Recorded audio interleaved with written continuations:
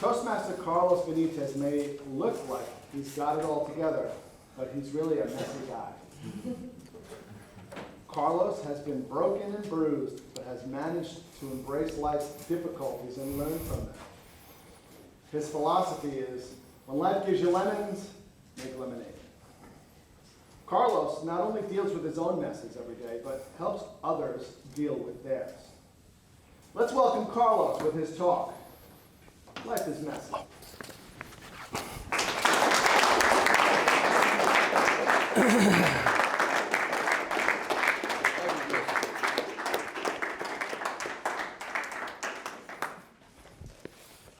Thank you, everybody.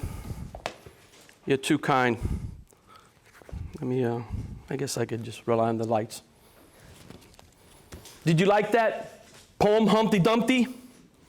Loved it. Yeah, Danny, Jordan, it cracks me up.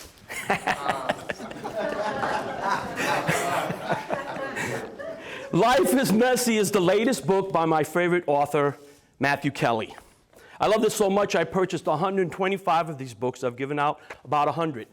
The last 25, if anybody wants a copy, $25. He says, life isn't a color between the lines exercise. He says, it's wild, it's outrageous, it's an invitation to uncertain outcomes. He says, the mess of life is both inescapable and unexpected. It's filled with delightful mysteries and frustrating predicaments. Fellow Toastmasters, let's get messy. My wife, she always gets on my case for my messes. One time, she told me, pick up all your messes. I'm going out for about 4 hours. I'll be back. So I said, yes, darling. Get right on it. So she went out. I was just not messing around. And all of a sudden, I looked at my watch. 5 minutes, she's going to come. I said, oh, no, I got to take care of these messes. So I started putting everything behind the sofa in the closet. And I swept most of my messes under the rug. She walked through the door. And I says, how you like it, darling? She says, oh, how nice. I know we've all been there and done that. Isn't that the way we treat life? Sweeping our messes under the rug. We all are broken and wounded, and at certain points of our life, things are just a mess. We have to allow ourselves to get put back together again like Humpty Dumpty.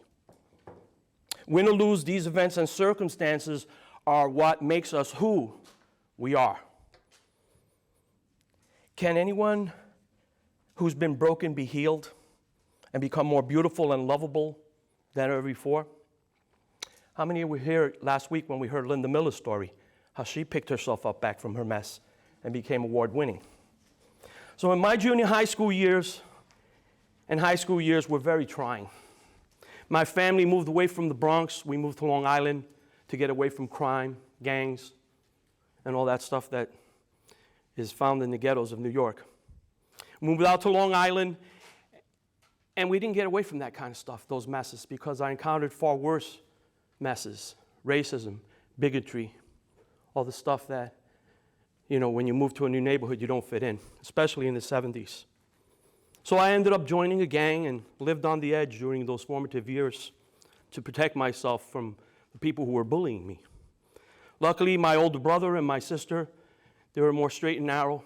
They kept me on the straight and narrow and pushed me to get through, finally and graduate high school. And I did so by the hairs on my chin. So I moved out to Buffalo, New York, and attended the university. And once again, another move to avoid confrontations, clashes, and conflicts. Life's messes. So Matt Kelly, I love this book because he tells us about a story of a Japanese tradition. And the Japanese have a beautiful art form called kintsugi. Kintsugi. And it's the form of ceramics. In our disposable culture, if we break a vase or a bowl, we throw it away. The simple act allows us to maintain the illusion that life is not messy. It plays into our delusions of perfection. But life is messy. Perfect is a lie. It's a myth. And the wisdom of the Japanese kintsugi has much to teach us.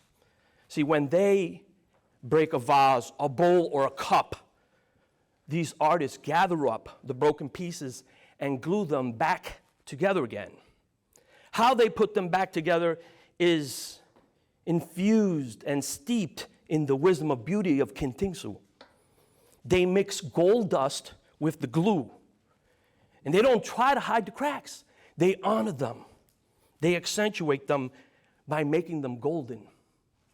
They celebrate the cracks as part of their story. This is a beautiful lesson. They don't pretend that the vase was never broken. They don't pretend that life is not messy. They don't pretend that they are broken. We pretend to be someone other than who we are. Our true selves hide in fear and shame, the fear of being discovered, the fear of standing up in front of a lectern and talking, and the shame of not being enough. Everybody been there, done that? I'm sure. It is said the greatest of human spirits often lies brightest when the world is darkest. How do you handle yourself when you're in your darkest? Well, I remember coming back from Iraq, I was a broken vase. In some of my darkest moments and the things that I saw, I don't wish anybody to see or witness. And you don't have to go too far to witness messes. 11 o'clock news will show you plenty. Every day I go into prison and I listen to why inmates offend, listen to their stories. And my job is to be their mentor, their coach, their spiritual advisor, or just a plain friend. Listen, and love. How do you deal with your messes and demons? How do I deal with my messes and demons?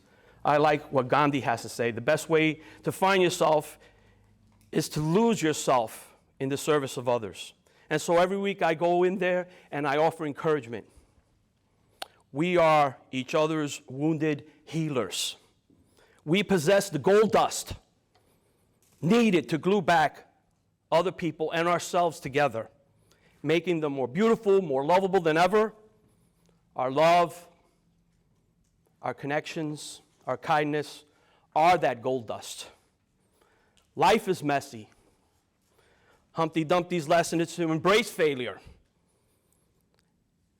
Failure doesn't define you. Failure only makes you who you are. Let's make a difference out there, folks. Thank you. Nicely done, Paul.